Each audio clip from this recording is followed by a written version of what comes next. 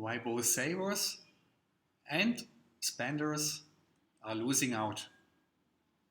If you fall into either of these categories, watch this video and find out why.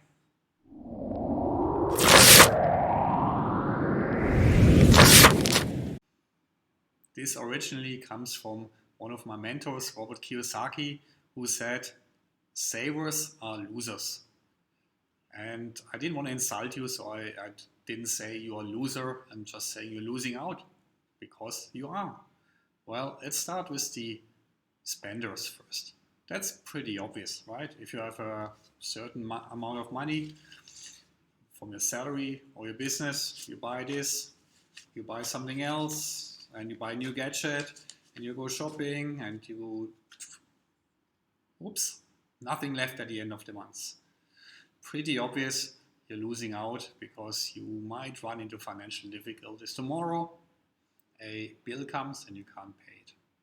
So obviously, if you spend too much, review your spending habits, see what you can reduce, and stop all these unnecessary things that you maybe just want, but not necessarily need. Right? So now let's come to the savers. Let's say you have $50 and you put it into the bank safely, securely. This is my bank now. 1 year later, you get a whopping $52 back from your $50. Wow, amazing. But if you consider inflation, this is actually not even the $50 you originally put in. You should tear off a little bit, which I won't do now, of that money. So you actually lost money by saving. And that's what Robert means, and he's absolutely right in saying that.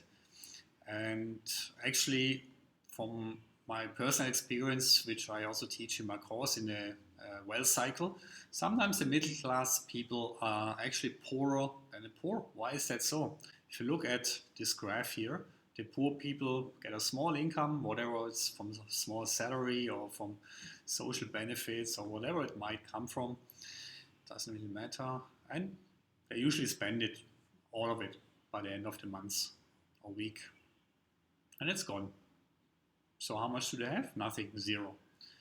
The middle class, they might have a reasonably nice salary, 3, 4, 5,000 euro, pounds, dollars, whatever currency it is that you're thinking in. But they can get something called credit. So they buy a bigger car to impress the neighbor, they buy the expensive holiday they can't afford, they buy the TV on installments, and in fact, they spend more than they earn. So they have negative wealth. And by the way, the rich or wealthy people think about how much is your net worth, not your monthly income. How much is your net worth, your overall assets, including your properties, your businesses, your stocks, and that's what they compare with each other, not the monthly salary. So what do actually the wealthy people do, or the people who want to become wealthy can do too? This is also here in the graph in green color, right? They build up assets. Of course, you might have some liability, like a loan against it, but you can build up an asset, leverage it. As I mentioned before, leverage is my best friend. Buy another asset from it, and this way snowball it. You get bigger and bigger, you can scale it, increase it, and that's how you build up wealth in the long term, and that's what property can do for you.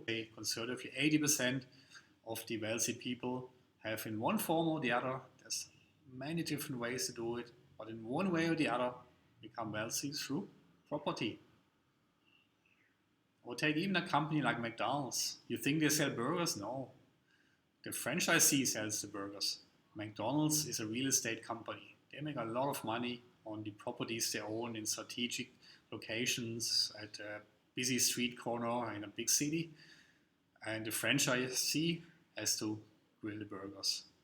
So property is the best way to basically make money for investors if you know how to do it, because it's stable, it's an asset, and you can scale it.